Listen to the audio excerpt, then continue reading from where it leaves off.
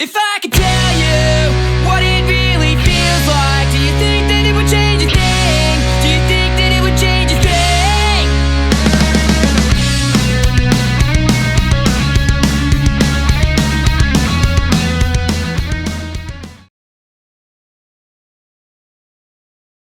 How are we, guys? Very well indeed. Yeah, I was about to say there's no going back from here, mate. No, thanks everyone for joining us. It is another episode of the Smashing Crossbar Podcast. I am your host, Josh, joined with me by Ben, as always. How are we? How are we, guys? Lucky we've caught Ben from the waist up, because from the waist down he's still in jammers. So That's how I stream, though. I do that on my own channel. I like to be comfortable. Lazy Sundays. Everyone loves a good lazy Sunday. I like to be comfortable. Luke, how are you, mate?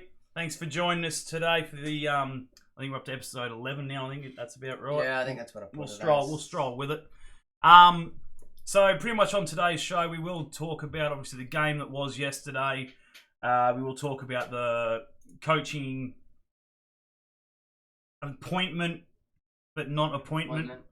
Appointment, but not official appointment. Yeah, I don't want to go with it. I don't really see someone coming all the way up from America if you're not really willing to sign him and so forth. I wouldn't be getting on a plane for that anyway. Like I say, it's a lot of money and it's a very long flight. It's a long flight to come out and fork out of your own pocket to get rejected. Yeah. So we'll talk a little bit about that and possibility of that happening. I think it's a high possibility. Let's get that out of the way very quickly. Very high possibility. I'd say it's probably a number of days. I'd say definitely this week. Yeah. And next week's game, I dare say he'll be in charge of. But what else are we going to talk about? We will talk a little bit about the youth game this morning. Bit of dominance there by who was it? The young Petrados. Scored a hat trick in about Costa. Yeah, hat trick in about 15 minutes. If you're scoring hat tricks like that, get him on the pitch. We'll take whatever we can at the moment. Well, I was about to say we can't really do much worse then. Look, exactly right. You know, from what we've seen yesterday. Other than that, guys, friggin' it's open. As I said, it's always open to you guys. You guys can raise the topic and so forth. We're going to try and, get out of here. Say no, definitely no later than an hour and a half. Try and cut it to an hour, which would be great. I've got to do my stream later. Ben's got to record a little bit later. So, look, guys, let's probably start with 4 goals. Luke, was it 4 goals? I didn't see the end of it. I just sort of seen from obviously the page. I just saw that we ran right over Canberra. Yeah. That's all I read. So if you scored 4, friggin' happy days. That's a great effort. But before we go into anything else, let's just get into the City game. And quietly, just before we do get in the City game, there are 2 people I do want to thank this week for making my collection of signed shirts very looking more complete than ever. A big shout out to Chad Ecott and Ben Burgess. To those guys, I should have brought them with me, but I managed to get a couple of signed shirts from those guys. One managed to be a 2007-2008 Grand Final win shirt. Happy days. Wait, your head's clipping. Thanks, mate. Jeez. So yeah, thanks for that, and obviously a few other earlier signed pieces as well. So my collection's slowly getting there. I think I'm up to about 12 signed shirts now from different years. So I think I'm only chasing the first 2 seasons and on the other side of mid-teens. What's happening with this podcast. I am looking at reorganizing what's happening for the look of this podcast instead of me and Josh trying to fit into one very small fucking camera space that's already set up for a single person live stream. It's because I'm massive. Well, aside from that, you bring the wrong colour shirt because we use a green screen obviously behind us. And what does Josh do? He rocks up today in his green, cinnamon, emerald, and bloody. It's on the screen. That's what's and white shirt. And I'm just like, you can't wear that. You're gonna disappear, mate. So I thrown the Mrs. Goalkeeper kit at him again, and it's bright pink. But yeah, we're gonna maybe look at the way that we're gonna do this live stream and make it a bit, more appealing. Get the couch going that very, very rarely gets used over there in the corner. Yo, fellas, what's happening? Hey, dog, absolutely. You're not massive, you're absolutely. just politely plump. Mate, I'm on the rich side of plump. Don't worry about that. Yeah, it's because the green screen's not exactly flat up against a wall because I use a corner desk in a really weird. Again, it's only set up for a 1-person live stream, so. But yeah, no, as I was saying, thanks to those guys for slowly getting my collection of all signed jerseys from day one to present complete. If anyone's got any signed shirts from the first 2 seasons, or I think it's about 2010, 11, no. You don't 2009, 10 to 10, 11. They're about the only 2. That you don't want to give to you and happily donate to me because my collection's looking a bit thin. Yeah, you got a couple there. So yeah, that'd be great. But technically speaking, I've only got that one.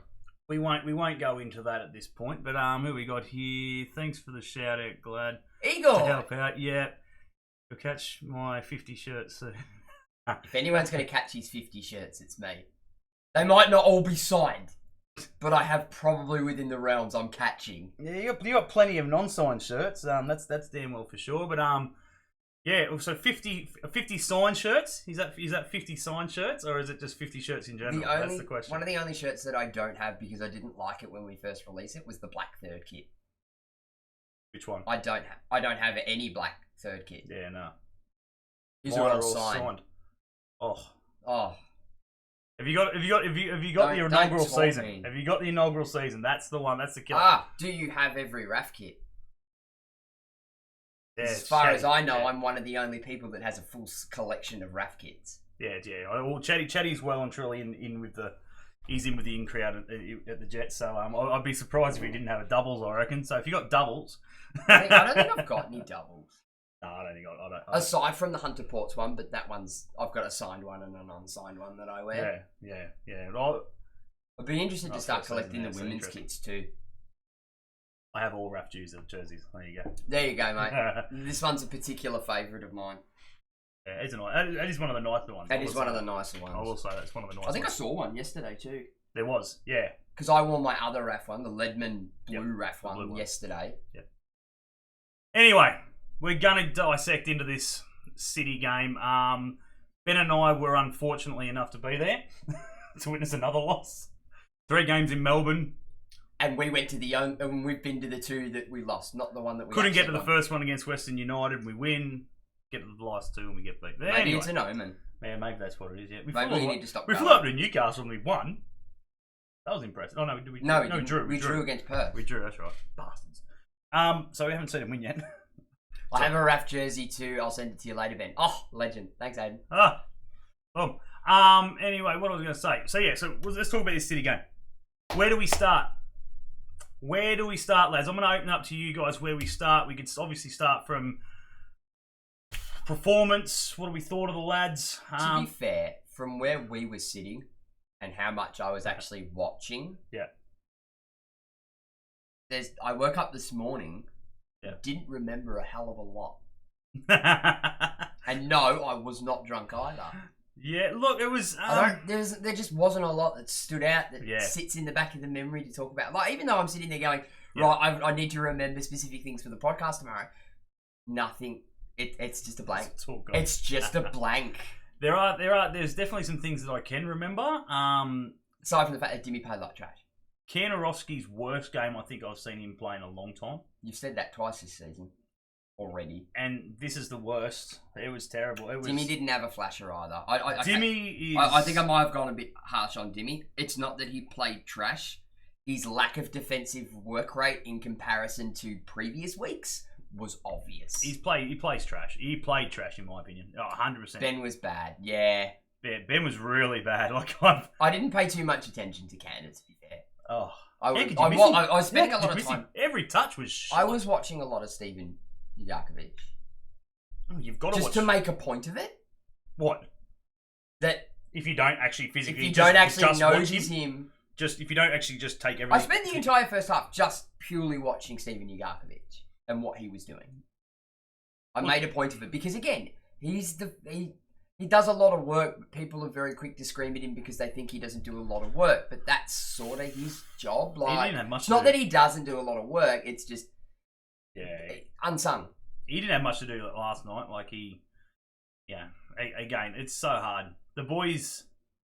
What was completely obvious is the amount of extra work that Topol Stanley has to do, and the amount of errors, just purely errors on the whole team's behalf. There was no one that really didn't do it. It just passes that weren't frigging going to feet, balls that shouldn't have gone to the We player. gave away a lot of possession. Not even giving away. Like, yeah, we did. We gave a lot away, a lot of ball, but it wasn't even that. It was more the fact that some of the times, always picking out. I found from what I watched, and I don't know about anyone else who watched it on TV, which obviously is a completely different perspective. From what we're sitting at in a freaking corner, about freaking 30 meters from the corner flag back. So I'm not even on the pitch.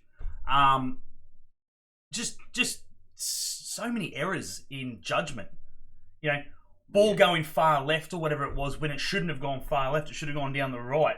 Like this is just an example. You know what I mean? Like, we probably should have played through the middle, but the boys played left or whatever, or played back. And I'm just like, it was very interesting. Gave away more than a dad gives away his 7 daughters at 7 weddings. He did, but it was. Yeah, but you gotta have a look at what was the reason for the giveaway. Was it City's consistent pressure? Was it just poor decision making? Was it our players not being in the right place at the right time? I mean, there's other factors. It's all well and good to sit here and say we gave away a lot of possession, but what were the factors? Yeah, look. Again, we put in what I would call, considering this season, a respectable 90 minutes. Yeah, look, at the end of the day, let's be honest, it should have been 1-0. Yeah. Again, the penalty's a penalty. It's a hands penalty. Down. Every day of the week. It's a penalty. And me and Vandy sort of broke it down in the stands very quickly afterwards, going, look, it's a penalty, but there's absolutely nothing that Topper Stanley can do about it. No. Absolutely nothing. Yeah. And there was one in the City game last night. You win some, you lose some. Yeah. Ours is given, theirs isn't. Yeah, that's right, yeah. And I watched it and I've gone, are you serious? Yeah, look, yeah. In the moment when it happens, you're sitting there and you go, nah, no pen. Yeah. But then when you break it down like 10 seconds later in your head, you know. Yeah, yeah. And anyone that said that wasn't a penalty. Yeah, they're dreaming. They're dreaming. You're dreaming. Yeah. You're dreaming. Yeah, no, there was a clear penalty. And obviously, it was just unfortunate. Nothing you could do with it. Friggin' he cops the goal, whatever. Friggin'. So essentially, we can sit there and probably go 1-0. Which is probably what they deserved. They weren't outstanding. They missed plenty of chances as well. Yeah. Taliano played well. I think Lewis played quite well. He played well for what he had to deal with. He wasn't getting the penalty. Oh, no. No way. No, we were lucky enough. He came over and we had a good chat with a lot of the boys last night. Lockie and Lewis hung around for a bit and gave us a that's it. Topper come over and, he was deflated and he was upset and he was pretty pissed with himself, obviously. He just got through everyone very quickly. Yeah. Dimmy was very, very flat. And we all looked at Dimmy and was like, mate, keep your friggin' head up. Like, seriously. Yeah. Because that's the biggest thing. If he drops his head, he's a Socceroo. That's the biggest thing. And a lot of the players in the squad look at him as that figure. Like, he's the figurehead. Marquee. He's not, but he is, essentially.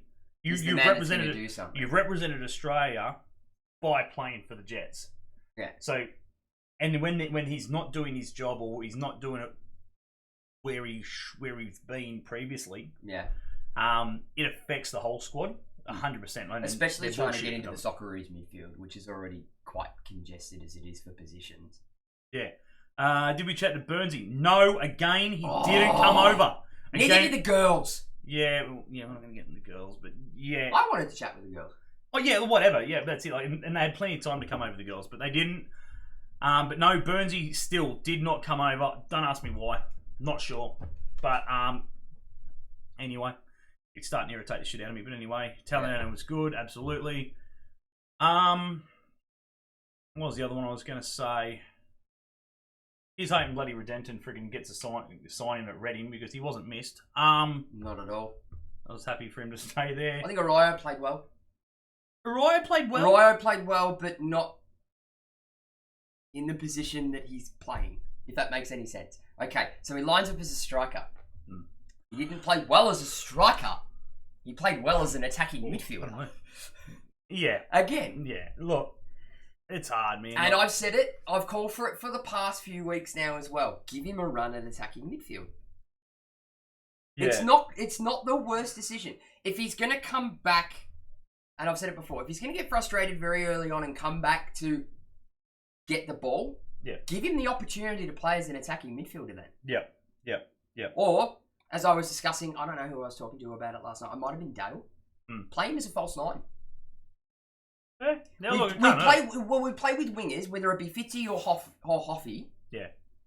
If Arroyo's quite decent at the hold-up play. We saw it a couple of times last night. Yep. Where he's holding off 1 or 2 at a time and waiting for those runs to come. Yeah. Why not give it a go? Look, at the end of the day, the boys. Why not? Boys have got nothing to lose. With this season to go. Yeah. I was going to say, you got Arroyo for Johnny K. Look, I'm later on tonight. I am actually going to go down and sit down and actually watch the game. Probably the second half, because when Johnny came on, he actually didn't come on into the back line, which I thought was great. He actually looked pretty good. Yeah, he did. He played well, and which is the problem. You can bag him, you can hang shit on him. The only thing that I would pick from Johnny K's performance last night is that you can tell he's sort of been more of a defensive player for the majority of his career so far, because his runs were just that tiny second too early. He was eager, and he knew what he had to do. But that's the difference between somebody who's played attack for their career and who's played defense for their career. Yeah. It's that split second. It's just that slight touch a little bit early on his runs. Yeah, so I'm going to definitely go back and actually have a sit down and actually probably watch his 20 minutes or whatever he got on for. But does he tend to come on in a more defensive position too? Yeah, well, I couldn't find him because when the subs came in, I'm like, oh, who came on? I'm like, oh, it wasn't Thurgate. And then, because I couldn't find him, I was looking up front and lo and behold, he was in the back line. But anyway. And the other thing that I've been calling for a couple of weeks that I'd like to see, especially after watching it and paying attention to it more in that City game. Yep. I'd like to see Miller and Hoffy swap. Miller and Hoffy. Yeah, right. Yeah. Down that right-hand side. So bring Hoffy to right back. Yep. Put Miller at right mid or right wing. Yep. And that's the thing. As good as Hoffy is in that wide position, getting forward, he knows how to make that run from right back because he did it for years. Yeah. He knows when to do it. Whereas Miller seems to sit that little bit further forward. Yep. And has lost confidence in his defensive game. Yeah, true. Give it a swap for a week. Yep. See how it goes. Miller can then sort of sit forward and come back if he has to. Yeah. But it's not as risky if Hoffy's there. You know what I mean? And they can overlap on that as well because they've already got a good partnership going in the way it is as well. But Hoffy just knows from back then when to make that run. Yeah. Which also puts Miller into the box should a cross come in. Yes. And Miller is decent on a header. Mm-hmm. We've seen it. Yep. What do you got here? Hoffy can't finish. I would agree. Yeah, Miller and Hoffy swap. I wasn't impressed with Hoffy last night. Yeah, look, he didn't have a great game. No, he didn't. He didn't have the greatest game. But at the same time, there was no standouts for me. Yeah, there wasn't. None whatsoever. Even, like, as a whole, there was no standouts for me. No one done enough for me to go on and win the game. Like, the pressure wasn't there. We weren't giving it a red hot crack as far as I'm concerned. There was no press on the keeper or anything like that. So obviously that made life a little bit difficult. Just cranked on the aircon, mate. Have you days? Yeah, it's getting a bit warm. Getting a bit warm in here. What was I going to say? What have we got? Hoffy can't finish. Yeah, look, Yeah, but it's hard. I don't think it's the fact that Hoffy can't finish.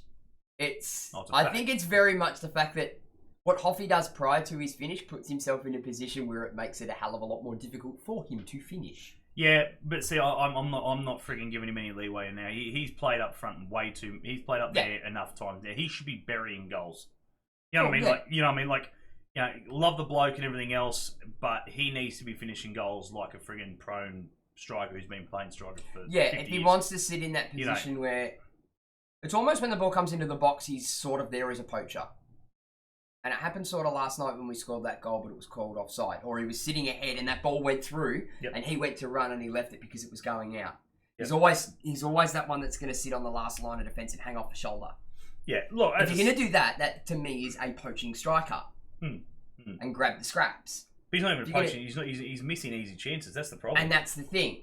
That's the biggest problem. He's not scoring. No standouts, agreed. But if you had to pick a man of the match just from a Jets point of view, who would you have considered? Who would you choose? That's the biggest thing. Who would you guys choose? I know who I would Everyone choose. in the chat. Oh, there's only one person for me who deserves it. Go. Who would you? No, I'll see. I want to see what you guys think first. I want to see what you guys think because again, you guys watched it from a different point of view. You guys watched it from live camera where you were following. You see the ball. everything. Is where we don't really, if it's down the end, we don't really get a good view of it and shit like that. So, what would you guys agree on?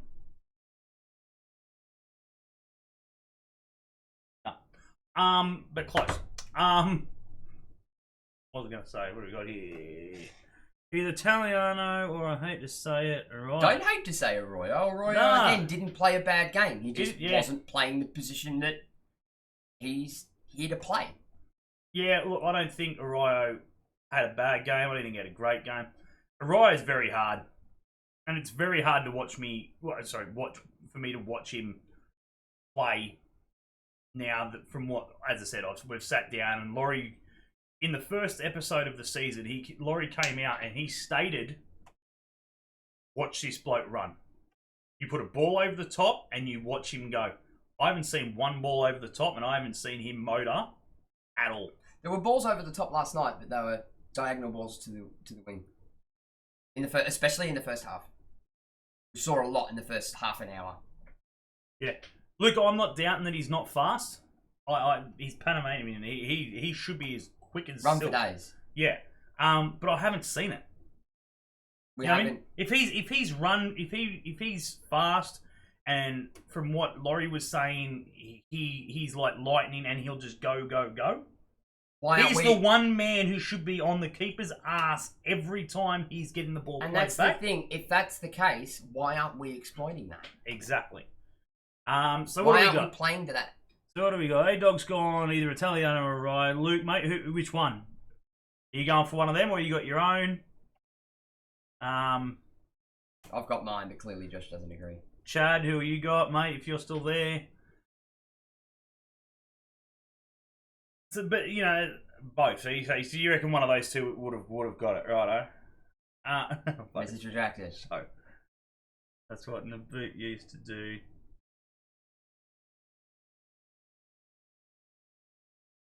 That's what Naboot used to do, be on the keeper's ass. Yeah, 100%. Yeah. And that's what he needs to do. And he's got to be quicker than Naboot. Like, it has to be. Yeah.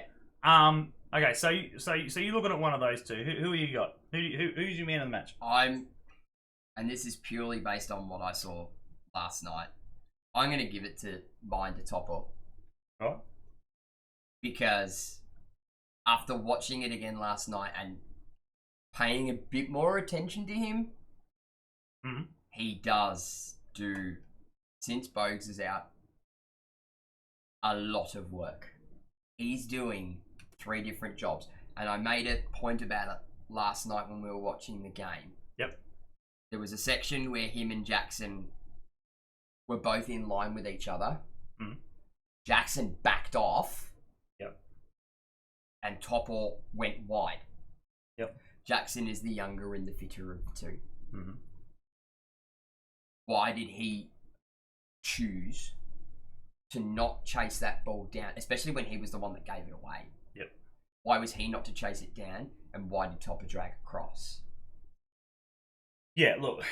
You know what I mean? Like, yeah. I mean, it's difficult to sort of recount back in words without sort of seeing it. You know what play I'm on about because I mentioned it to you during the game. Yeah. Look, the biggest thing, and the only thing that I can, in my opinion, as I said, I've played at a decent level. I've captained sides. So yeah, and the biggest thing is, and I know where you're getting at. The only real mistake he made, and it wasn't so much a mistake, was the handball scenario. But at the end of the day, this whole of him playing 2-3 positions, he's the captain of the team, and that needs to be considered as well. It is. Unfortunately, if Naboot, you see, and this is the biggest thing. If he was doing the same work rate when friggin' Boogs was captain, different story. Because he's doing stuff that he shouldn't have to do. That's right. He's covering for 2 other players, plus covering for a captain because it's out as well. Plus to his own job. As he's the captain of that team, it is his responsibility. If someone fucks up, he needs to get there. Yeah. Because he's in the back line. If he was a captain in the midfield, different story. Yeah. This is the thing. He's in the back line. He's a centre back. He is the last line of defence. It is his job. What he does to the player that he's just gone and covered for or whatever it is, it's totally up to him. Yell abuse, blast shit out of him. Oh, and they did. 100%. Fucking Lewis went nuts last night. But at the end of the day, and this is the only reason why, in my opinion, I wouldn't give it to him, it's his job. It's his job to do that shit. You know what I mean? And he would have come off and he would have got maybe a slight pat on the back or whatever for a good performance, mate. But that's it. Because at the end of the day, you are the senior figure, you are the senior authority, you are the captain, you lead by example, and that's it. If he, as I said, and that's the biggest thing, and quote me if I'm wrong, but if he wasn't the captain, if he wasn't the captain, and Boogs was there, would he have done the same thing? I don't think so. I look at it from a different perspective here. If it is his... Understandably, yes, okay, I agree with the sort of fact that half and half, that he is the captain and it is his job. If he has to do it because somebody has made a mistake, yes. He's doing it because other players around him are being lazy. Different story.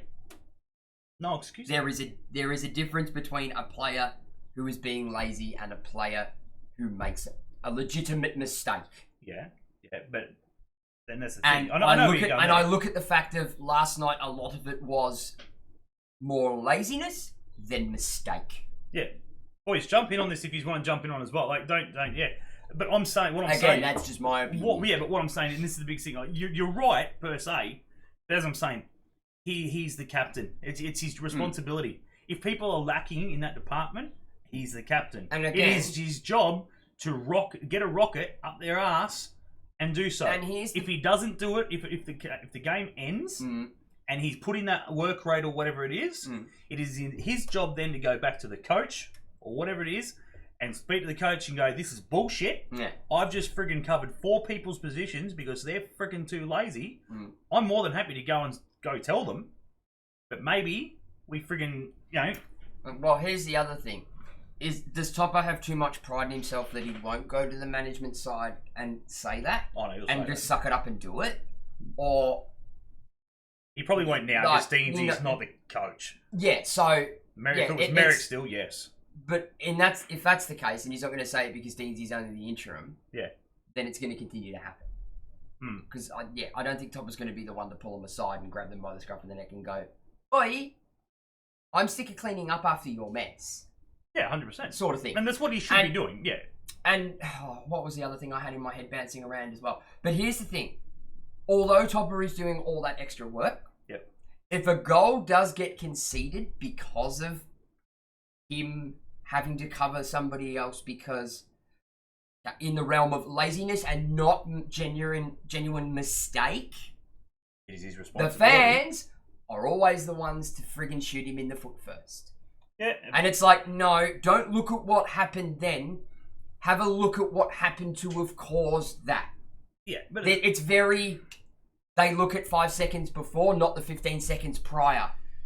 Yeah, he's in a shit situation. That's the problem. He's the captain. Yeah, he's the figure. It's not so much of him being the captain. It's look at, say, you take the captaincy off him and you put it Bogues in the captaincy, and he comes across, and then like Topper does come across and he does do it. Say for instance. Yeah. Because let's just say, okay. Yeah, so you say Boogs has gotten lazy. You've taken the captaincy off him. He's just a normal player now. He's a senior figure. And he goes and does his he does the extra duty. Yep. Not because he's been told to, but because he has to. He has to. Yep. Because let's just say, for instance, Boogs has been lazy. Or he hasn't gotten back because he's still not full lazy. Yes. Back line's been lazy, yeah. Again, Topper is the first one to be shot in the foot. Not for the mistake of the other person prior that caused it. Probably by the fans, yes. He will be the first. Because, I mean, it's just what happens. The fans do that. But at the same time, if Boog, different story. If Topper's got no one to blame. Topper's got no one to shout at. Yeah. Because he's cleaned up that mess, because he's it. Yeah. Right? If if he was being lazy and it was one of the younger guys or one of the other blokes like Jackson or whatever covering ass, Jackson's going to send a rocket up his ass. Yeah. To go, dude, what the hell? Yeah. If it was on the other foot, Topper, I guarantee you, with no shadow of doubt, with no thinking involved, he would have gone up Boogs' ass and gone, hey, cockhead. Yeah. What the hell was that shit? Pull your finger out. Yeah. No dramas. Because he's got no one to vent to and he's got no one to send a rocket up. And as a captain, you don't want to really come down too hard on the game. Yeah. After the game, I guarantee you would have said something. I put money on it. But during that 90 minutes, he probably would have said something. He goes, boys, pull your finger out. Let's friggin' go. Yeah. You just had to cover your ass. Come on. And again, that doesn't help with the fact what makes it a little bit more difficult for Topper as well is that, and this is no fault of Miller. Miller, again, is very much more attack-minded and sits that little bit further forward. So there's always that little bit of space behind. Yeah, best as way. well. So, and if I were an A-League coach, which I'm not, I've noticed that over quite a number of weeks now. That would be the point that I'd look to exploit us. Yeah. Getting in behind there. Because it's going to, not only is the space there because Miller likes to sit that little bit higher because he's more attack-minded. Yeah. They know that Topper's going to get dragged out of the area to go and cover for that. So you've only got, if Bobby Burns gets back, which 9 times out of the 10 is generally not far off, and you've got Jackson there, which with a bit of Ninkovic flair, isn't hard to dispatch. Yeah. Prime example of where you were going with all that sort of scenario. I mean, and Cantor does a lot to come back as well and drift wide. Yeah. Into those pockets.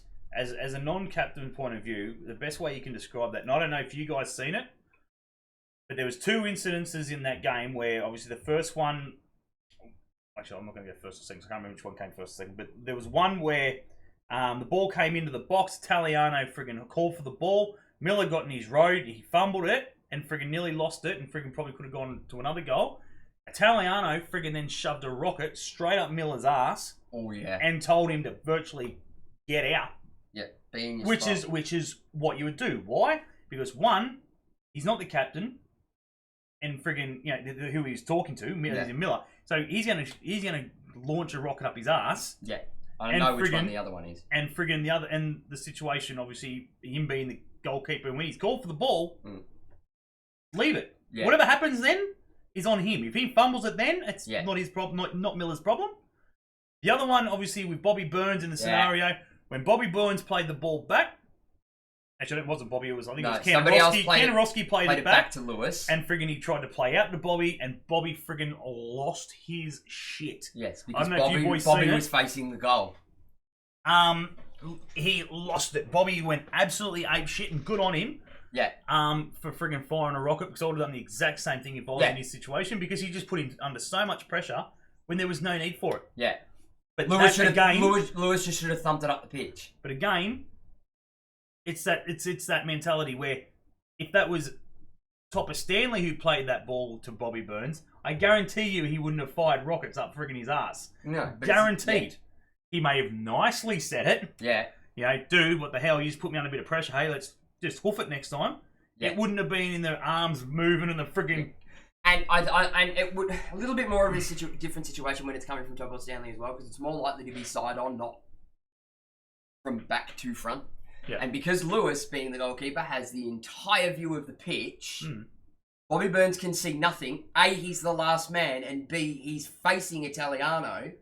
He's got no idea. I'd have done the exact same thing, even at a Sunday League level. Oh yeah, 100%. If Terrence had done that to me, I'd have gone right off at him. Don't give it to me. I can't see the 21 players behind me. Terrence is a bad example. I yell at him all the time. Yeah. No reason. I can't see the 21 other players behind me. Yeah, exactly right. Or the 20 other players behind me. Why didn't you just hoof it? Yeah, exactly right. So, look, it's one of those Even things. if it goes out. Yeah. Before we dissect off the City result and everything else. Yeah, we've been on this for 35 minutes now. My opinion, for me, man of the match, and again, I'm going to go back and watch the game and confirm it 100%, but I think I still won't be swayed otherwise. But you'll give a tentative one. No. I don't think I'm going to be swayed on the matter, but only because he's up the front most of the time. But for me, Fitzgerald for me got friggin' man of the match. He was unbelievable. He was in the right positions. The ball's coming out wide. He didn't make any mistakes that I seen. And again, he took the game on from friggin' ground level, so it's hard to see. Actually, if you'd have asked me this question last night, I probably would have said Fitzy. In my opinion, I think that was my man of the match. He's looking good. He's getting there. He's slowly. I've said that from the start. Oh yeah, but everyone has. But it's the thing. He's slow. That's the biggest problem. And it's no disrespect to him, but this is why he's been through so many clubs. It's been why he's been through the ringer so many times. He's so slow off the mark. He's the sort of player to me that needs to be playing consistently. Match sharpness wise. Yeah, 100%. Like he will develop that forethought to run just before. The more he plays, again, yes, look, he's progressing. He is. I've backed Fitzy from day one, only because he's something we're not used to at the Jets, and that's he's not scared to take a player on. He loses the ball. He generally chases back 9 times out of 10. Yeah. And he gives it a red hot crack back. But he's not scared to take somebody on. And that's something that the Jets have been, I've said it before, that's something that the Jets have been missing for a long time. Yeah, look, the biggest thing is, his biggest concern now... He needs a goal. He needs more than one. Because in my opinion as well, I think Shepherd should be starting games. I'm sick of seeing him come off the bench. He's not getting a red hot crack, which is what I feel he should be. The biggest concern I've got now, and everyone's all on board with, this whole sacking scenario and everything else, and so am I, to be fair. Merrick had to go. But fucking hell, man, it puts our youth into a very hard place now.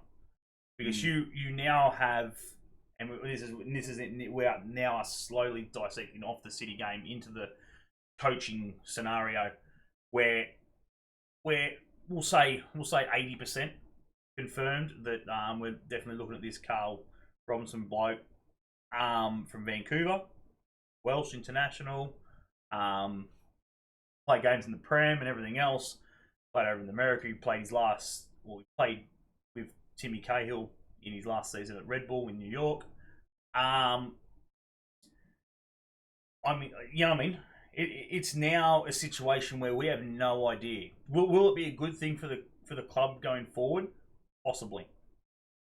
But if all that youth aren't on edge, I'd be surprised if they aren't. Yeah. Because right now, to be fair, everybody should be put on notice.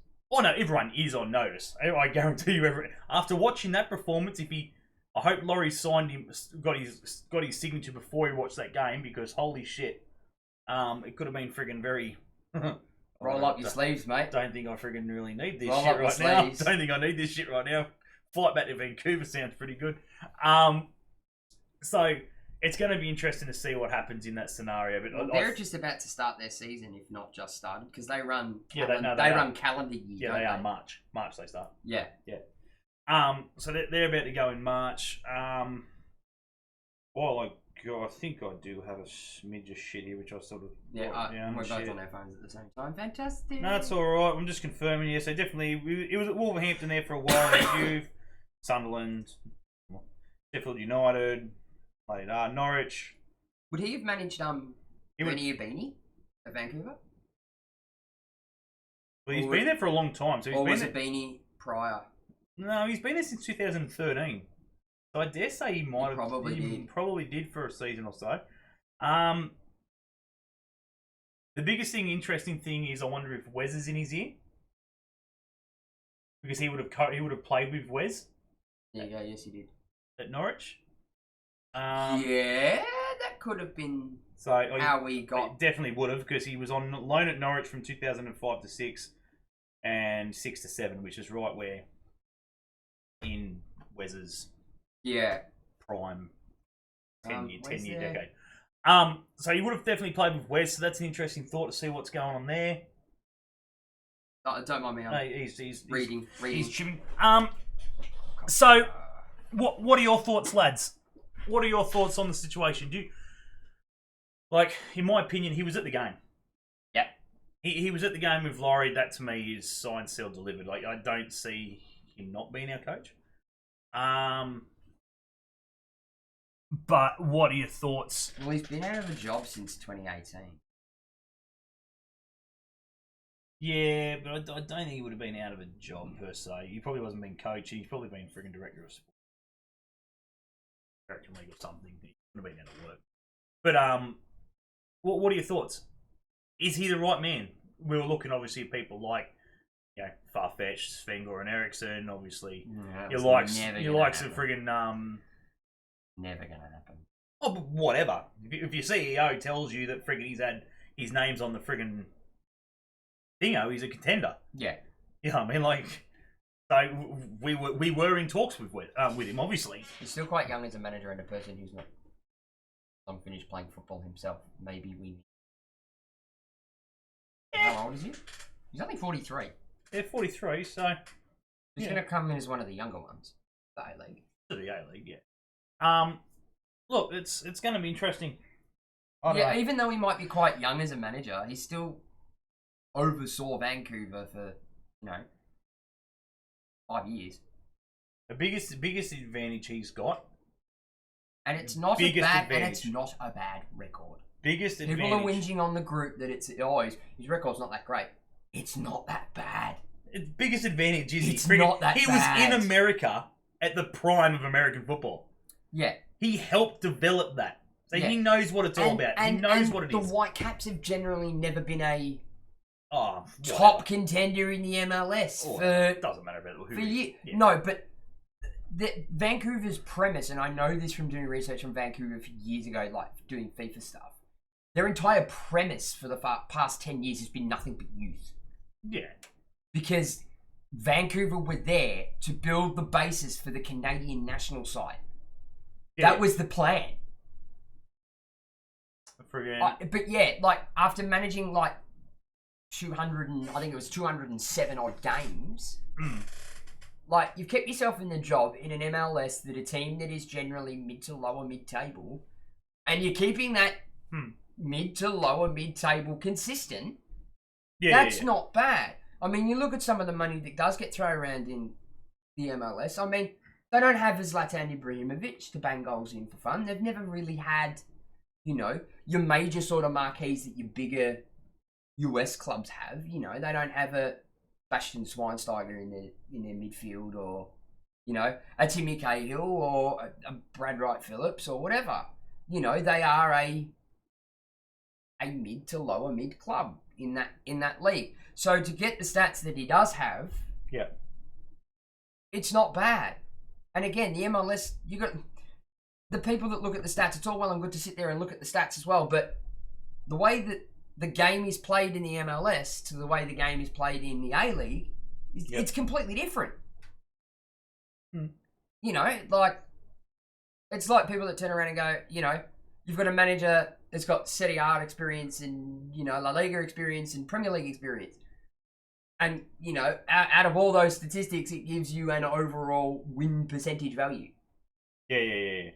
But the game styles across those three countries are completely different. They might have had a shit ton more wins in the Premier League than what they have in Serie A. Yep. One league is generally more physical than the other, and one's more technical. You've also got the Premier League, which has generally got, your big four or whatever. And if they're at a minnow club,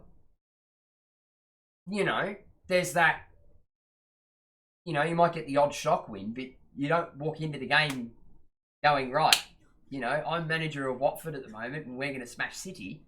Yeah. So Abini was there. Like, you know what I mean? Abini was there in his last season, 17-18, so... Stats are stats. Don't judge the man on the stats. Judge the man after he's been in 12 months in the gig. And that's the biggest thing is, like, he's there to virtually just take us to the end of the year. Yeah. You can't bash him for what's left of the season. Yeah, you can't bash him this season. It's not his club. It's not his team. It's not his players that I'm guessing he may or may not have chosen. As Laurie said in his interview, Ernie Merrick signed these extended contracts. It was his job to keep these guys their new contracts. He wanted them. Correct. So, your Topper Stanleys, your Hoffmans, your Ben Kanarowskis, whoever else signed a new contract, I can't remember. Whoever else was there, but Dimmy wasn't that. Well, Dimmy was part of that. Not this season, but he was part of that. Obviously, new contract deals and stuff like that. These are players that he's going to have to work with that he may not necessarily have wanted to work with. Yeah. Because he may have had other ideas himself, but he has no choice now. Yeah. He's stuck with it. As we were saying, which we're going to do, we'll probably do at the end of the season because it's probably a better way to do it, knowing that there are still possible chances of renewing contracts between now and then. But once we get to the end of the season, we will sit down and we will have a podcast where we virtually dissect who's on the chopping block per se. So whose contracts, or our opinions on whose contract. Well, at the end of the day, who's all the players that contracts are up. Yeah. And they obviously wouldn't need to sign in the off season to keep. So that's obviously the big scenario there with that one, and we will dissect into that because it's interesting. It'll be interesting to see what happens with that. Yeah. I think Shepherd's still got season to run. What else have we got? I think Fitzy only signed a 12-month contract. 2 years. 2-year contract. There you go. We'll have next year, obviously. But again, he'll need it. Well, and I don't see a reason why he shouldn't have it, to be fair. Because you've you've got to remember as well, even those that are on longer-term contracts that signed at the start of this season... Well, the biggest one, there's one... We can't get rid of those because we pay that out of the cap. So we're playing for, in essence, a player that we don't have. I'm not going to be able to find it here, but if you guys can tell me the one player that we need to keep, we need to sign on a new contract, and I have no idea. Oh, Declan Wine. Was it the Whitecaps? Yeah. What was I going to say? So the biggest player for me we need to sign right now, re-sign, Steven Ugarkovic. I am almost certain his contract is done at the end of the season, and we have not signed him. We need to. And didn't he sign one last year? No. Didn't he sign one last I year? don't think so. That's what I'm saying. So while you guys are sort of chilling back, listening to this, jump on it. We're going to talk about other shit. Let them do it. It's called fan interaction. Jump on it and see what. Yes, yeah. So I didn't get to watch the youth league today. Not sure if it was televised, but Costa scored 4 goals. Yeah. We were saying that at the start of the episode. Yeah, great result by Costa. Unfortunately, though, I don't think he'll be able to reenact that in the A League. If Shepherd and that can't do it, he's got no chance. Unfortunately, not that I don't rate him. What do we got? I don't think it's that bad either. 207 games, 78 wins, 62 draws, 77 losses, 271 goals for, goals against, 7 goal difference, 37.68% win rate. Look, it's a pretty poor average. Like, and this is obviously that stat right there that you put up, Aiden, obviously in regards to his 78 wins and 207 games, whatever. That's what people are looking at. That's what people are judging his performance on. To win in to coach Vancouver and to win in the American League is by far harder than what it would be to win games in the A League. End of story, hands down. Oh, yeah. So he's got better chance of winning games here than what he would over in America with the squad that he was given. So it doesn't necessarily mean that he's a bad manager. It's also, as well, the A-League generally early on was based on the MLS rule set as well. Aside from the draft side of things. Yeah. It's obvious because he's managing in the MLS. He knows how to work with the salary cap. Yeah. Because they've got one too. Yeah. They've got foreign player rules. Yep. You know, so it's probably been proposed to him as, we're not so different, you and I. Sort of a deal. Yeah. But yes. Vancouver, over the past, like I said, to manage 207 games in the MLS is good. 100%. What it shows me, from those stats is that his style of play is very balanced. And his squad that he puts out is very balanced. Yeah. Because his goals for and goals against are relatively similar. Yeah. His wins to loss ratio is very similar. Mm-hmm. Not so many draws, but, it shows me that not only are his sides good at attacking, but they're also good at defending.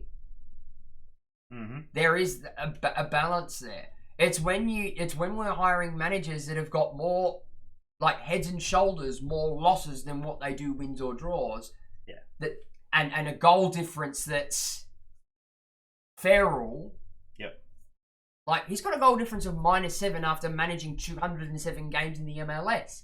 You look at teams like Vancouver, for instance, up against your LA Galaxies, your LAFCs, your Seattle Sounders, like top-notch teams with very good money to burn. Yeah. Whilst you're a club that's heavy in Canadian youth. I mean, you look at it like that. Yeah, they play more games, but they do play in a conference, though. It's no different to the MLS, the basketball and shit like that. So they don't play everybody straight up. No, not straight up. So you've got to virtually win your conference, and then you move on that way. But did notice on his Wikipedia, as a player, he was loaned 7 times in a 10-year period. Nothing wrong with that. Yeah, look, I don't really go off the whole loan scenario. To me, that's more of a good thing. It shows adaptability. Yeah, look, it's not good. It's not good from a first team player point of view. Obviously, you want to be playing and you want to be playing regularly. But at the end of the day, if he's been loaned out 7 times, that means that those 7 times he's been loaned out, people still wanted him. Yeah. So it's not like he's played and then obviously he's given up the game early, or he's, if you're getting loaned, they want to play you. Yeah, that's right. They're not loaning you to sit on the bench at the end of the day. Yeah. 78 wins is good. Look, it's not great. It's not great. 78 wins is not great over 207 games. That's pretty poor. Do me a favour, Luke.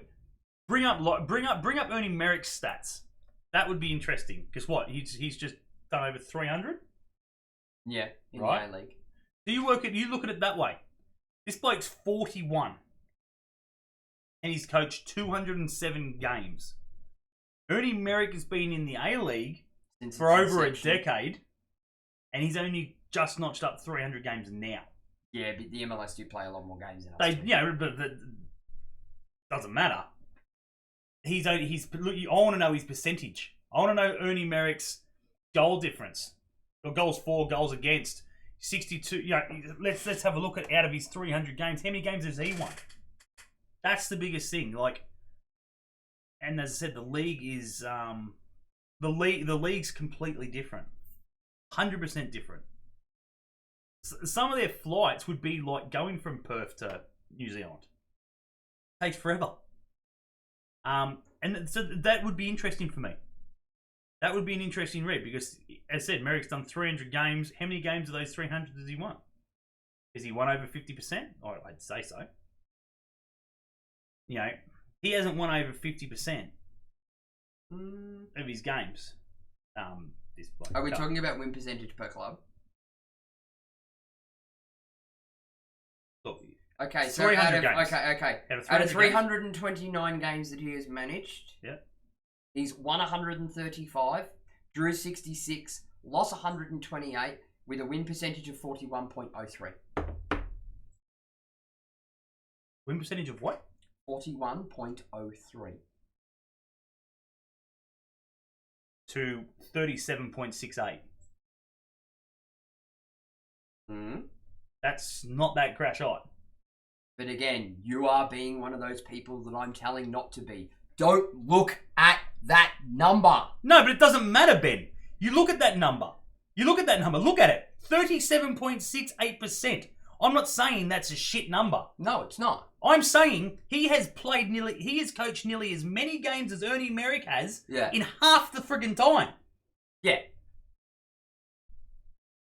Sorry for Ernie Merrick, he gets a friggin' 8-month holiday. Oh, yeah, true. What does he do for 8 months? Fuck all. This bloke friggin' works his ass off. Mm. He doesn't get it. This is what I'm saying. This is what I mean about this percentage. So this is what I'm talking about. Like looking at this graph on the screen that I'm looking at. 77 losses. How many did he lose? Merrick? Yeah. To 128.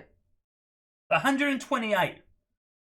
So he's lost 128 games to that 77, 329 games. So 130. He's won 135 games.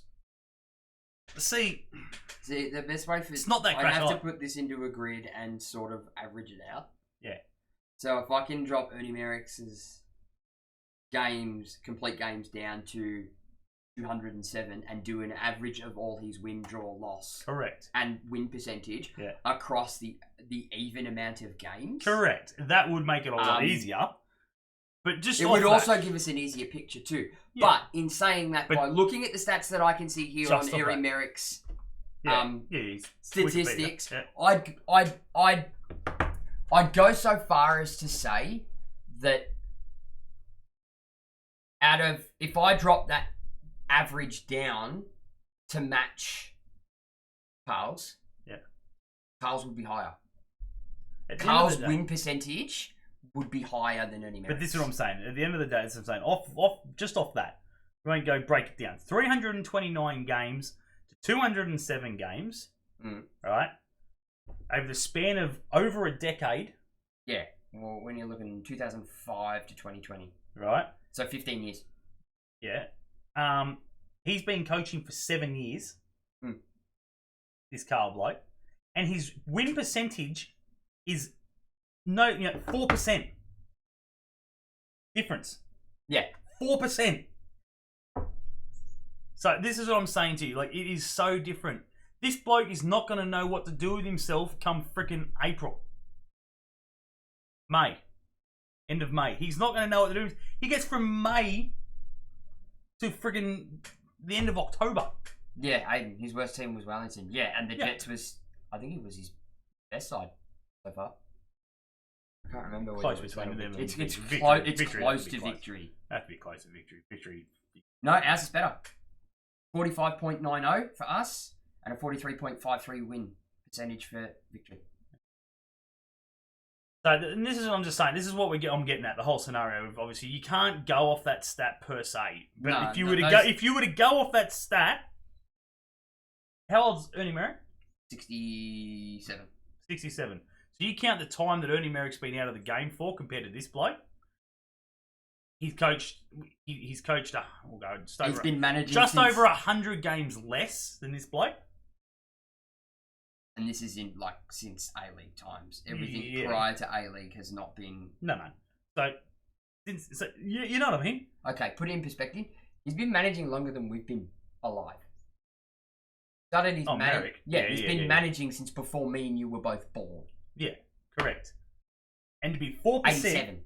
And to be 4% difference to a bloke who's been coaching for friggin' 8 years. Yeah, well, in the professional leagues. Yeah, 7 years. Pretty impressive. No, Merrick's first job was not in 2005. It was 1987. Yeah. It's just there's no stats from 87 to 2005 because it wasn't NSL. And NSL was 96. No, it was earlier than that. Yeah, 98? Way later. I can't remember. 89, 88. Laurie was playing that shit. Yeah. Breakers and that, so that was 89. But yeah, he's been managing since 87. Yeah. Yeah, he's been since no stats have been recorded because it wasn't in the professional league. And, there wasn't computers in the friggin' 80s and early to mid-90s anyway. So. Yeah. So, at the end of the day, whatever. So, you go from 2005. So, from 2005 to 2020,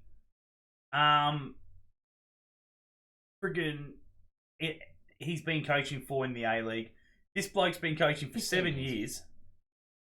And to have a percentage of 4% different in a much tougher league. Half the amount of time, basically. Less than half the amount of time. Yeah. In a much tougher league. Much tougher league. Where the quality is out. At the end of the day, as far as I'm concerned, the way you look at it, if David Beckham was invested into this league. Where are you going with this? No, I'm just saying in general. He hasn't invested in the A League. And he's come out here and played against the A League. right? As much as he is, as well as playing in America. So he has played against A League opposition. He didn't invest over here, he invested there. And he could have invested anywhere. Yeah. He could have gone back into England, he could have done a Ryan Giggs, Paul Scholes, or whatever it is, and bought a friggin' lower tier club and friggin' Well, he does own part. revamped He it. does own part himself. Yeah, but I'm talking revamp it.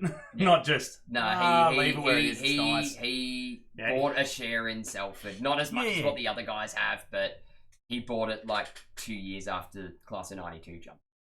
Yeah. But he does have a not enough of a slice though. Yeah.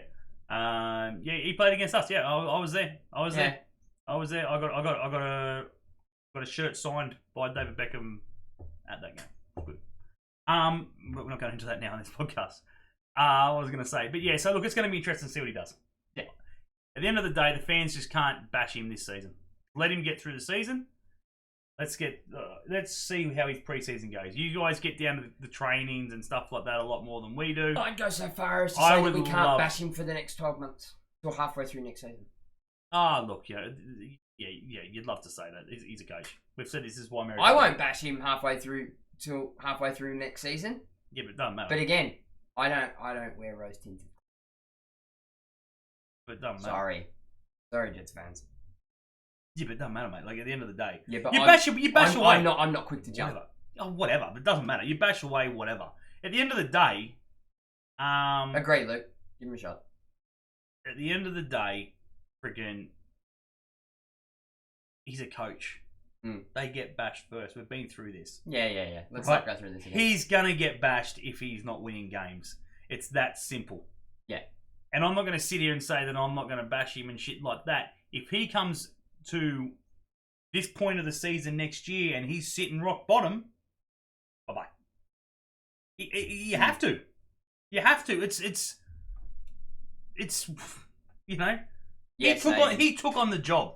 Yeah. Knowing what he had. Knowing the that limitations. I can't sign anybody else. Yeah. I can't do... Well, you can sign knowing the limitations. Yeah, knowing that I can't get rid of these blokes. They've been signed this season. I can't touch them. Knowing the limitations of what. So it's up to him if he wants to sign that contract. And if he signs that contract, he will get opportunities to bring some youth in. Yeah. Guaranteed. How much leeway they'll allow him and how much money they'll give him is a different story. That will depend obviously on who's left and who they don't re-sign. To be fair, we'll work on the same sort of numbers that like current finance of the club. The English side signs Redenton. Well, yeah, it will. Yeah, look, it will. Downside of that being Redenton is on. We worked this out the other day. Oh, maybe we did rough sums. no more than I'd say 200,000. It's not worth a lot. You know, like 200 grand or whatever. You're not going to pick up much for that shit. Especially in the MLS these days. Yeah, that's the only difference between us and the MLS. Their contracts. Yeah, and their budget, their Look, their cap is higher, but higher. again, the players are very quick to throw their hands out for more. It's quite a well-paying league, as we've seen. At the end of the day, though, we'll see what happens. Who knows? He may not be the coach. In my opinion, though, we're just all speculating. Love bagpipes, welcome. There you go, mate. Redention, Euro quality. The rest of the squad, not so much. Yeah. I Look, don't know. Are you being sarcastic there, or at the end of the day, at least he ended up in Europe. I've seen photos of him in England. Oh, you have. Who on the other hand, never made it. Never really got to England. Never really got to Europe. He tried. He never got to the fucking Newcastle airport. Or a bus travel overseas. So look, yeah, good on him. If he cracks it, sweet as. It's a tough gig though. I'm just glad it was. That's a tough gig. I don't know how he's going to end up working it out. How old is he? Is he 23 yet? No, he's got to be close. He's playing. He's under 23s. He can still play. Well, he's playing in the first team, so he can't play in the 23s. Yeah, he's definitely played in the 23s. But I'm more thinking of his contract, because if he's not eligible to play in their under 23s side. Matthew George Robert Redenton. He's 23. See, which means that he's virtually at the end of his playing in their youth system. Somewhat. Like he can play. Oh, he's full caps anyway. He plays full caps. Yeah, he's played for the. Yeah, I'm talking about Reading under 23s. So they've got to be signing him. He'd They've got to be EPL signing him for a first team squad. EPL 2 So or that league. yeah, the 23s. Yeah, but you can have a certain amount of overages in that, can't you? Yeah, you can, but they've got to be eligible. They've got to be friggin' They have to be playing for their national team, possibly. which is why they're looking at him because he's got full caps for New Zealand. It's an easy international. Yeah, possibly, maybe. Well, it guarantees. It's a lot easier for Redenton to get a work permit than say. I'll probably pick him up. Than say somebody from Australia of equal quality because they haven't had a full national team cap. Pick him up really cheap. No, but you know what I mean. No, but you know what I mean. Like it's easier to get somebody like Redenton who has a full cap from a lesser footballing nation than us. Yeah. Of relative quality at a cheaper price. Yeah. Swings and roundabouts. You know what I mean. Yeah. I know where you're going. I know. Yeah, it'll be interesting to see what happens with that. Good luck to him. If he makes it, he makes it. There's something in him that I can't. He doesn't. Good riddance. Well, his contract's up at the end of the year, so. Oh, I wish him all the best in the world, but. Happy days. All right. Anyway, let's go. How are we going for the wrap? What do we got? Where are we at, lads? How long are we at? What do we got? What do you guys think of Singh before he went to Germany? Class. Yeah, he's a good player. Good player. He was good to watch. Really good to watch. I'm glad he's not there this weekend. Yeah, I'm glad he's not playing for one. It's sad at the same time, though, to actually think where Wellington would be sitting if he was still there. It'd be interesting to see. And Krishna. Could you imagine them And both? Krishna. Yeah. Could you imagine those guys still at the club? Holy cow. Wow. They're doing magical things now. Friggin' imagine if those two star quality players in this side. What did we say the other day? We were looking at Krishna again the other day. He's like the captain of Athletic Calcutta or something. Yeah, the captain of the friggin' He's captain of ATK. Yeah, living the dream. But whatever. He'll play there 1 year. He'll come back. He's only 33. I'll be back. He'll come back. Singh, on the other hand, good luck to him. Good luck. I'll be glad to see where he ends up because he won't be at Dortmund. He's not. He won't play first team for Dortmund. Not anytime soon. Close 3-0 down, 35 minutes against Western. Oh yeah, I forgot they were playing today. Happy days. Yeah, but see that just irritates the shit out of me. So they can come in, they can beat Victory at home. They get smacked by Western United, who, as far as I'm concerned, they looked alright at the start of the season. They don't look that crash right now. They're so hot and cold. They're coasting now. It's ridiculous. No, but they're so hot and cold. Like they had the fight back against me. Like 2 goals down. Yeah. Question off topic. What do we got here? Did you guys ever rate Enrique from Brisbane? Okay. Oh, the slippery fish. Oh, the old slippery. I used to love the slippery fish. Slippery salmon. Slippery fish. Loved him. Yeah, he was a good player. Loved him. He was a good player to watch. He was. He really was. Good player to watch. Silky smooth on the ball. He reminded me of Nicky Carr. He was he was a Nicky Carr for me. They were both just so silky on the ball, weave in and out of friggin' shit that they should never have weaved. The 2 identical goals he scored for bloody Adelaide that were like 10 minutes apart from each other. Yep. Gun. No, both rockets. Oh, holy, absolute gun. What was I going to say beforehand? Obviously, off topic again, off the Jets topics. Good to see the under 23s getting through. I hear they've changed Wikipedia for Son to get him back to play for the Korean side against us. She said, you guys see that this morning? Anyone see that? Who's changed what Wikipedia page? He used to get a lot of bench time. Yeah, but he's a good impact player. He was an impact player. He was so good off the bench. But that was only the ladder of his career. First good couple of years at Brisbane, he was gold, 90-minute player, 100%. Oh yeah. Bring Roy. You won't go down that topic. Roy back. Easier said than done. Yeah, I'd love to see him back. I would love to see him back, and I'd love to see Wes get another go next year, and hopefully he pulls his finger out and goes, "I'm not going out like that." Irish connection. Yeah, I mean, can you imagine that? From back to front. Yeah. The Irish connection. Yeah. Could you imagine freaking getting Roy back in that? Like, where's Roy and freaking Burns? Oh. Boom. There'd be fights. And they'd be like literally all down the one side. There'd be fights though, because Bobby's northern And the other two are the other two are Republic. Yeah. What was I going to say? But yeah, did you guys see that this morning? Under 23s. I seen it on friggin' one. I think Aiden might have seen it because I think it was on the Socceroos page or some shit. Yeah, no, they're having a dig because Son. I can't remember how old he is, like 20. Heung-min Son. Yeah, from Spurs. Yeah, and they're like, oh, we're gonna. I want to. Like, someone got on the Wikipedia, whatever it is, on his Wikipedia, changed his age to 23, so you come back and play for the Koreans. Syria had 10 players born in January. Yes, I did see that. Yeah, that's sus. That's sus. That's sus. Yeah, how ironic is that? At least be a bit use a bit of ingenuity and randomize what month they were born. Yeah, because that's what it was. That was what it was. Or use their same month and just change the year. Yeah, no, because that to make them between a range of like 23 and 21, 20. Hello, Semic. Semic, buddy, what's going on, mate? Just talking a bit of gibberish about our friggin' A League over here, our football league. He knows. He's in Perth. I know. I'm just talking about gibberish. It's not our A League. It's his A League too. No, it's our A League. He doesn't support the Jets. He just gets it 3 hours behind what we do. Sometimes that's a great thing. If we get beaten, I love it when the Perth games. I love it when the Perth games on at like 9 o'clock. No, what I would love is friggin' the fact that if I was living in Perth and we ended up getting beat over here, I wouldn't even have to watch it knowing that it happened 3 hours ago. And I'm like, it never happened. It never happened. I didn't even see what was going on. Or it hasn't happened yet. Yeah, it hasn't happened yet, so it never happened. I can't even find that. Did I just see somebody that posted that Connor's on fire? Connor? As in fucking, what's his name?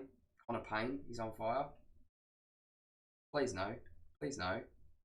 Let's go way off topic for 2 minutes, just because I find it absolutely here. It is there. Chad Ecott sent me a friend request. Ferreira flying Son into play us after they found out his birthday is also January the 1st. Turns out investigating Syria has its perks. You know. Born 1st of January 1997, age 23. Oh wow! Love it. Wow. Absolute cracker. Friggin', I don't know if anyone can see that. Oh god, that's an old photo. Oh, cracker. It's on the It's got my boy in it. It's got my boy in it. Oh, there he is. Ivan. Is he playing?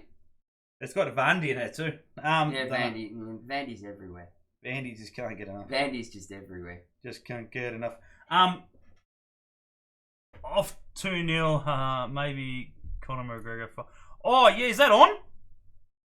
Conor McGregor won in 40 seconds. What? Are you shitting me? I don't do. Wow. I want to go watch a punch on. Christ, I have to go watch that. 40 seconds? Are you shitting me? Oh, to be fair, Cerrone, he's past it, man. He's so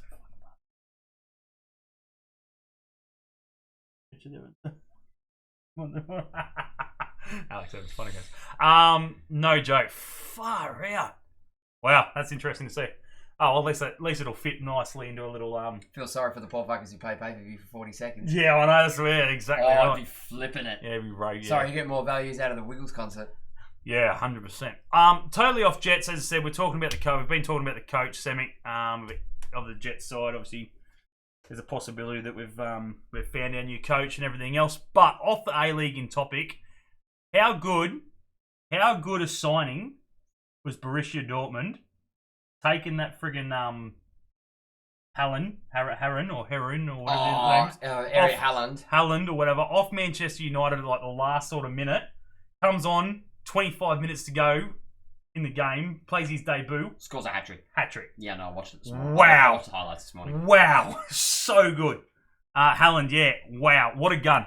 What a weapon that kid is. Should have been 4. Western United on a cold offside. Wow. But yeah, what a weapon. 3 goals. Wet dreams. Western Sydney. They're at HD. Yeah, they're on the decline. Yeah. They're throwing away marquees. Absolutely. But yeah, no, friggin' 3 goals, Haaland, yeah, weapon. Maybe that might friggin' drop the price of friggin' what's his name? His dad was on the one Roy Keane smashed in the knee.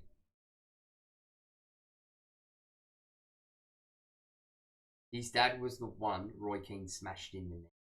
Oh, right. Oh!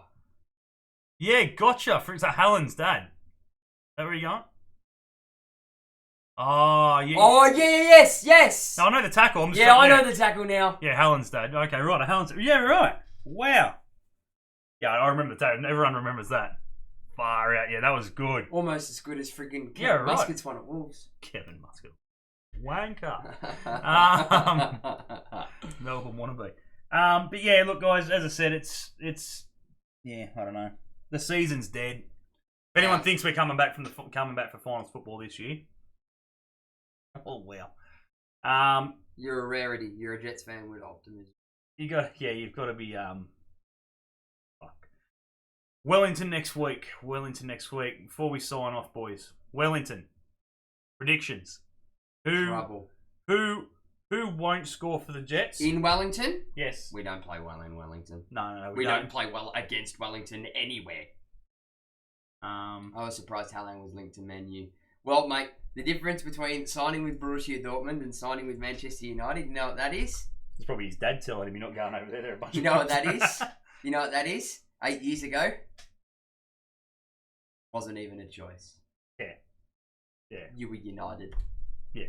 Just shows the lack of drive and how much United have fallen as a club. Yep.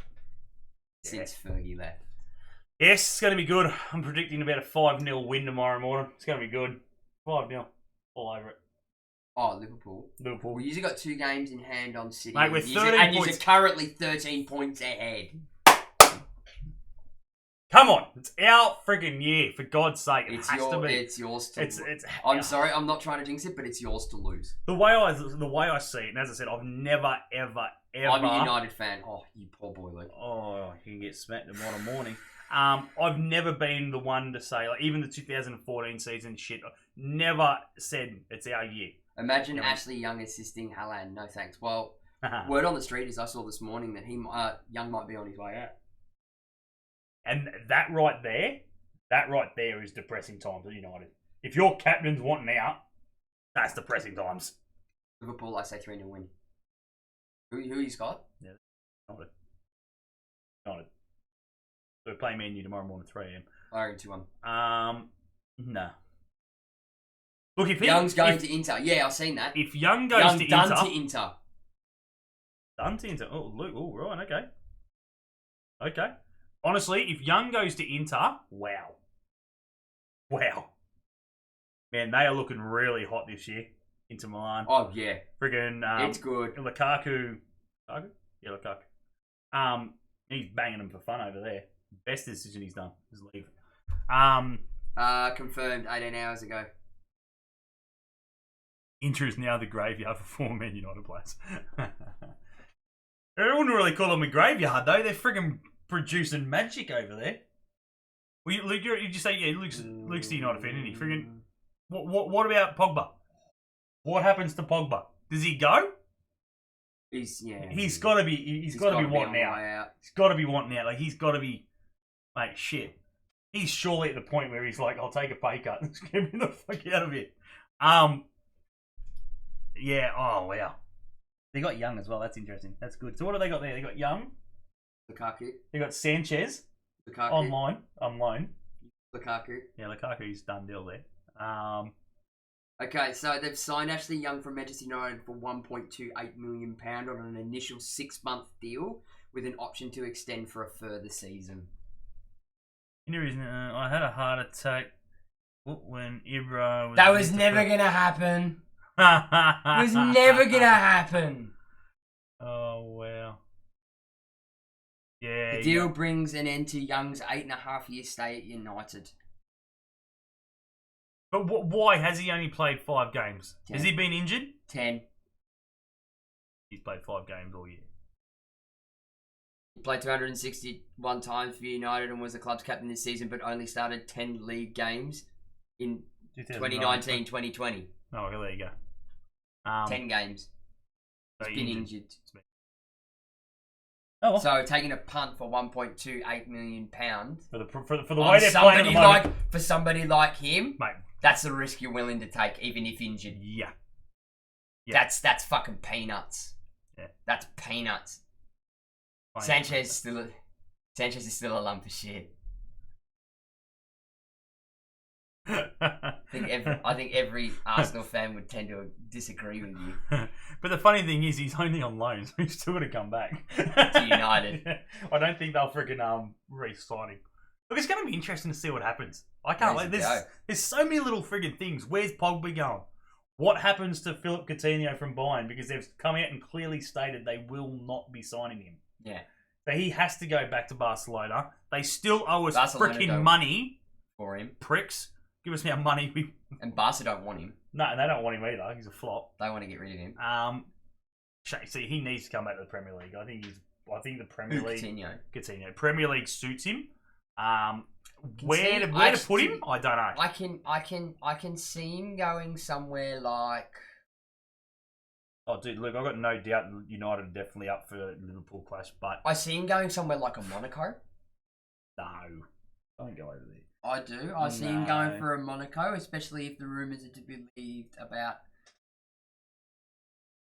Well, they haven't replaced Lamar when he left to go to Atletico. I reckon he'll end up at Arsenal. I don't think it'd be permanent to Monaco. I reckon he'll end up at Arsenal. I reckon Arsenal will buy him. I reckon they'll get rid of so they'll get rid of bloody the French twat up front. Pepe. I'll get rid of Lacazette. Lacazette. So I reckon they'll get rid of Lacazette, who's done virtually stuff all for them. It's going. I can't see Adebayor. What's his name? What's his name? Freaking Aubameyang. That's the one. Fucking hell. No, he won't go to Chelsea. No, he won't go to Chelsea. He won't go to Chelsea. They won't be able to afford him. Aubameyang as well. See, I reckon those two players are gone. The performance they've been playing this season and that. I think it's all going to revolve around whether Arteta plans to use Ozil or not. But that's what I mean by Arsenal. They got Ozil, who's there on the way out, sort of thing. Lacazette, well, we don't know. Not really performing. We don't know. I don't think Ozil's missed a game since Arteta's come in. No. Since he's come in, I don't think he really has either. I think Arteta is the man that might last hurrah. No, there are too many Frenchmen at Arsenal. Lucas Neal would agree. And there's a reason for that. I'm talking about lumps of shit this season. Yeah, he hasn't cut it. Yeah, no. He hasn't cut it. No. Trippier, on the other hand, smashing it. Sanchez to Burton Albion, please. Love it. Oh, that's funny. Sorry, mate. I'd have Villalba and Jefferson Montero over Sanchez. Over Sanchez at Birmingham any day. Ozil looks better under Arteta. But hey, thanks. Did I miss your mention of Newcastle beating out Chelsea? No, you didn't, mate. I didn't go there, but that's funny. We can. That we can right now this that you're here. For you, Nico, James, David, if you're watching, Newcastle over Chelsea. What a result! Wow, baby. Oh yeah, they probably haven't been to bed yet. They're probably still drinking. I think Ozil's more interested in making a 5-star ultimate team than playing. No. See, I wouldn't go that far. He's got a renewed lease of life again. Arteta understands the value of him.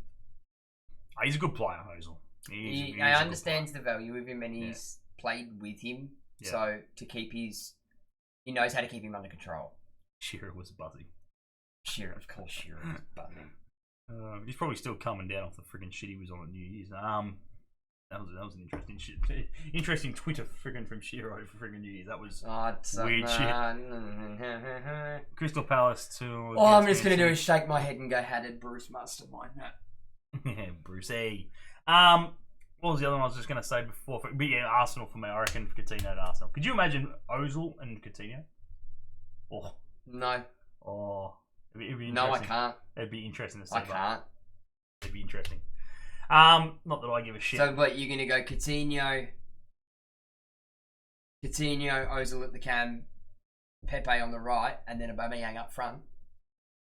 You want Yeah, that'd be that's actually not bad. I was thinking about. I wasn't gonna go that way, but that's not bad either.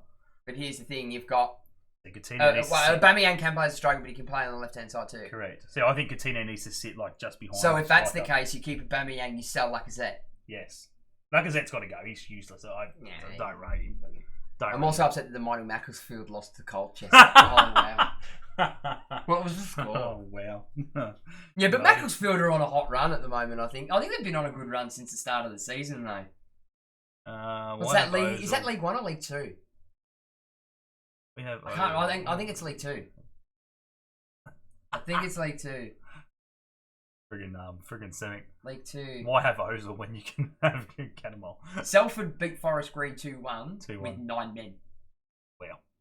Scunthorpe drew 2-all with Bradford. Fuck. Yeah, League 2. That's... Plymouth beat Mansfield 3-1. Port Vale beat Leighton Orient. Walsall beat Crawley. Oh, poor old Crawley. Let's not go there. What's Tremor doing? Well, Swindon are top of the league at the moment. Hey, Swindon. Yeah. Who's Exeter, Crew. Wow. They're normally bottom feeders. Who's at the bottom? Morecambe. Tipped to get relegated and have been performing way above expectations. Who's that? Yeah. Macclesfield. I'm guessing Macclesfield. Well, they're third last. But you got to remember there's only one going out. Only one going There's down. only one going out. Yeah. Only one goes down in that one. That's Morecambe. Moment. It could be Morecambe or Stevenage.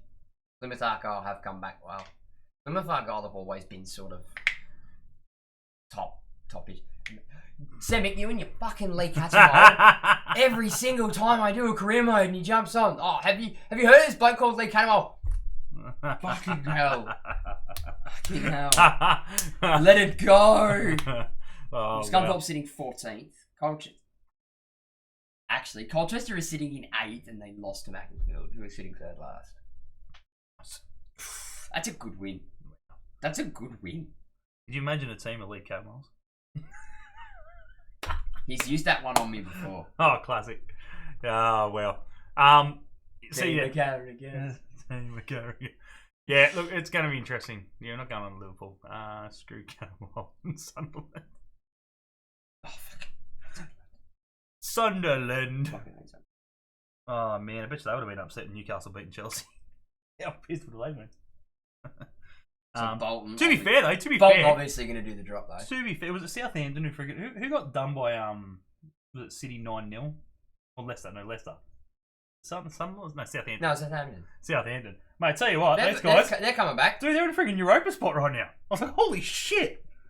They come a flogging like 9-0 and then freaking they've come flying. Boom! Back. It's like that's what they needed. So your promotions at the moment from League 1 to Championship. Oh, I'm all over that, Luke. Absolutely. Rotherham and Wickham. Happy days, Bolton down the shitter. So you got Rotherham and Wickham in 1-2. Yeah. Coming up to the champ, and then your playoffs are Ipswich, Coventry, Oxford, and Sunderland. Charlie Adam, nasal swap. Ipswich, Coventry, Oxford, yeah, and Sunderland. And Portsmouth in 7th on the same amount of points as Sunderland. Whew, it's gonna be tight. It's tight. I'd like to see Portsmouth get back there. I'd like to see Wickham fuck off. Thinking of Sheffield. Oh, was it Sheffield United who got friggin' done? Was it a Southampton? Sheffield United. No, I could have swore it was Southampton. No, it had to be Southampton. Okay, gotta go. Have a great podcast. Yeah, we'll be finishing up soon. Yeah, we're gonna be done in a minute because Benny's gonna be on. Half-time, Western United 3, Central Coast Mariners fucking naught. No, surely it was Sunderland, Southampton. I don't think it was Sheffield, was it? It got done 9-0.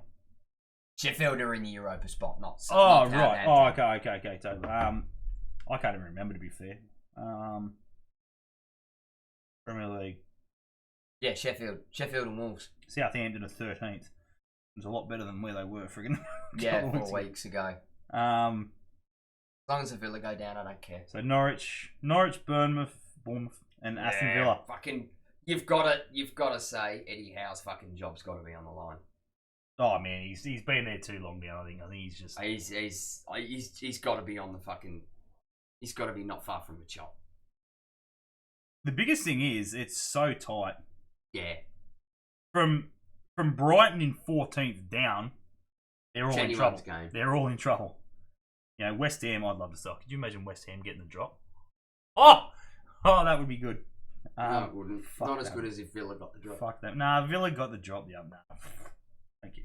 I do. They get the drop. They get the drop. I do. I want another Watford. second City derby, thanks. Because they don't have a. Why don't you have it in the friggin' Premier League? They don't have Gabby the Bonghorn. Why don't you score against us anymore? Why don't you just get off your ass and friggin' join them in the Premier League? We tried. I'd say the same about Derby, but we'll be in friggin' League One before friggin' next week, alright? How and Gareth Ainsworth? Ainsworth or Unsworth? Both been at the club for 7 years. Both been at their clubs 7 years. Where's Ainsworth? Oh yeah, yeah. I don't know where he is. We'll find out in a minute. Benny will be all over it. Benny will be all over it. Come on, Benny. Ainsworth. Ainsworth. It doesn't even ring a bell. Wickham. Oh, yeah. Okay, gotcha. Yeah, right. Far out. 7 years. It's a good feat by Howe. You got to give it to him. Was he prior? Oh, he's been caretaker at Kipia. But Wickham's his actual first proper full gig. First team gig. 7 years, then it's pretty impressive. And to be fair, he's taken them from League 2 as well. Yeah, that's pretty good. That's your first sort of gig. He's taken him from League 2. Come on, Carl. Huh? Come on, Carl. Let's do it with your second team.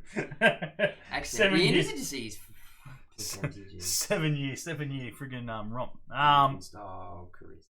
Rightio, friggin' what? Anything else? Anything else anyone's got before we do wrap up? 396 game, 160 wins, 101 draws, 135 losses with a win percentage of 40.4. Oh wow, that's interesting stat compared to the others. Mariners must have just scored. Fuck the Mariners. It wasn't Simon sitting on his bench. Oh, he might have started. He done alright last week. He might have started this week. I wonder if his shirt's ripped already. I wonder if there's a betting market on that. That Borussia headbutts him. What always a shit place to live.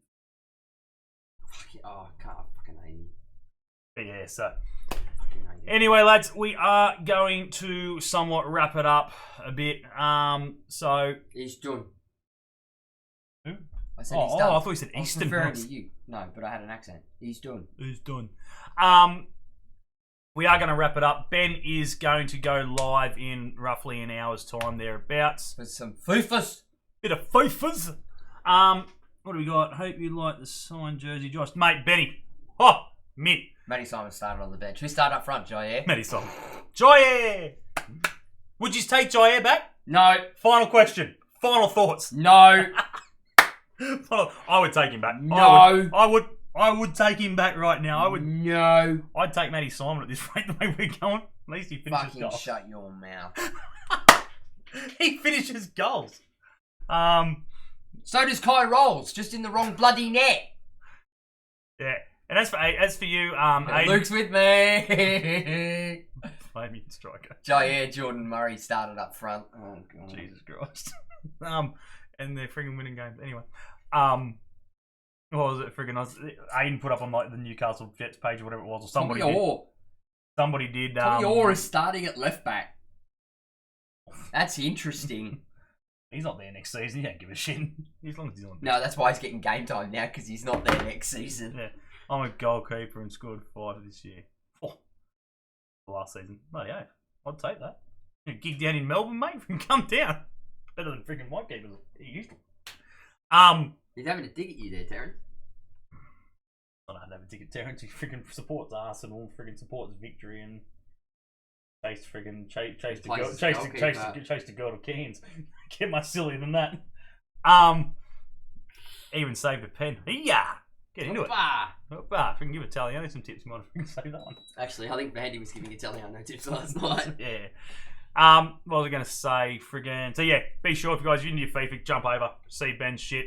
If he's got PS4 or anything like that, I'd say, I don't know about Benny, but I'm definitely going to be on COD tonight, so if he's want to come over and have a game. I might live stream it.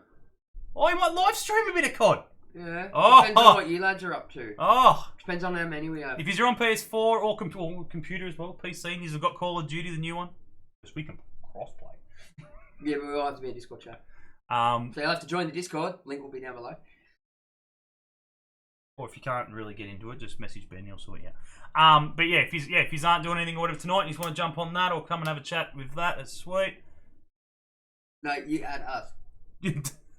Just easier. On PlayStation.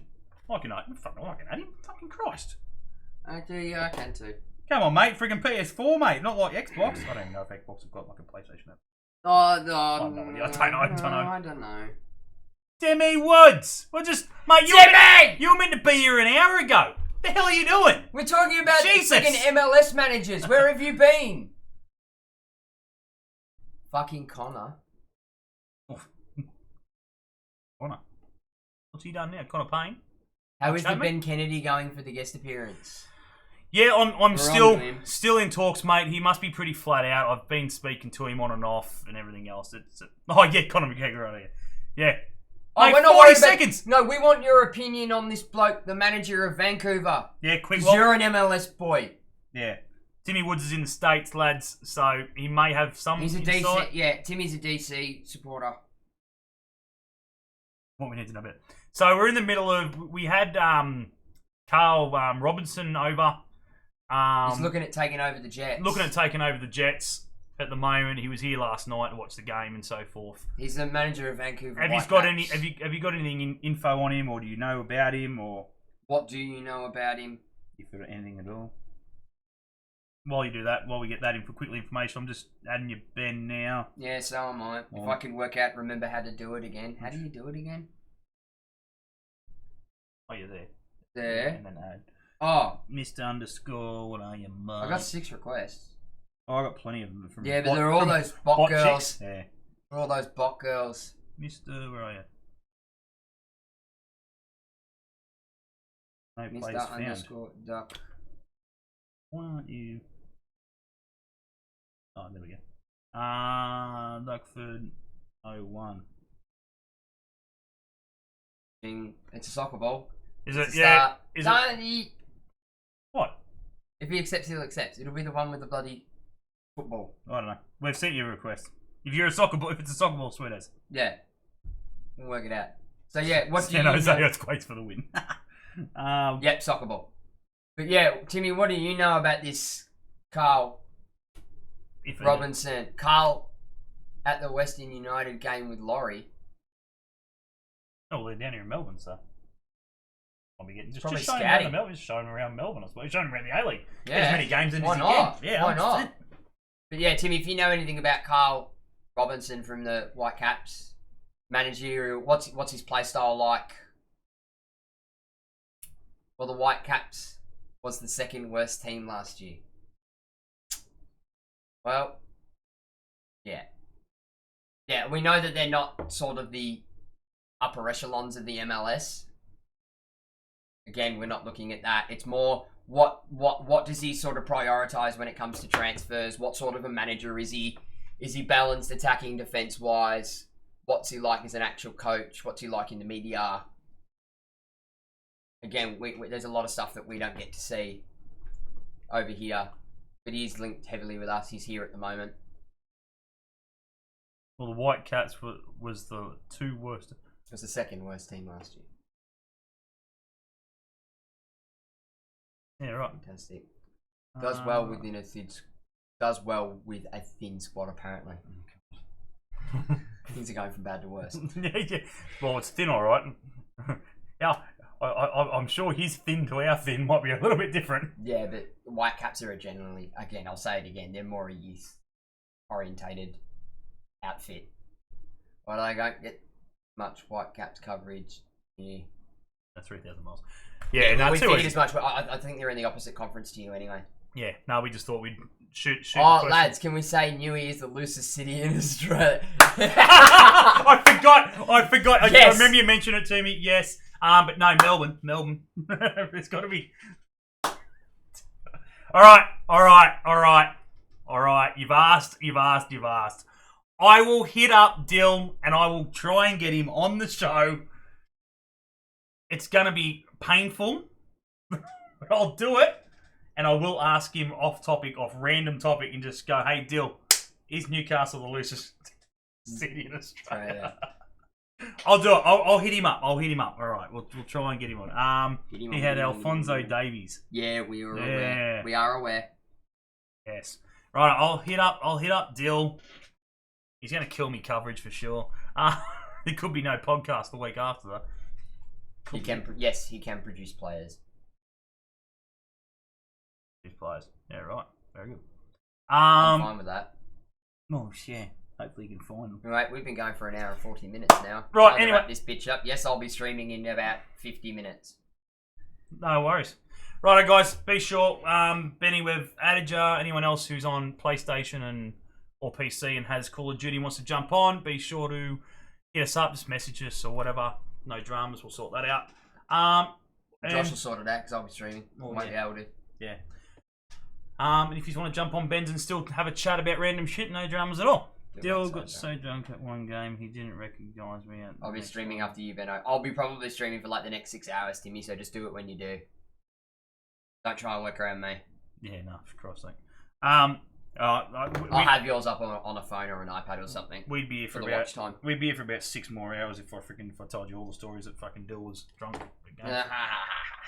Anyway, guys, muchly appreciated. Thank you very much, lads, for jumping on and supporting me again, and obviously talking more shit about Jets. Hopefully, the shit turns to gold very soon. Oh, I like that. 6 hours. Well, I always do 6 hours, Timmy. You know that, from 6 till midnight. Yeah. I'm gonna do washing too for work, so he's got nothing much. Oh fuck, so do I. Anyway, righto, guys, muchly appreciated. Thanks for jumping on, Timmy, Luke, Ben, Aiden.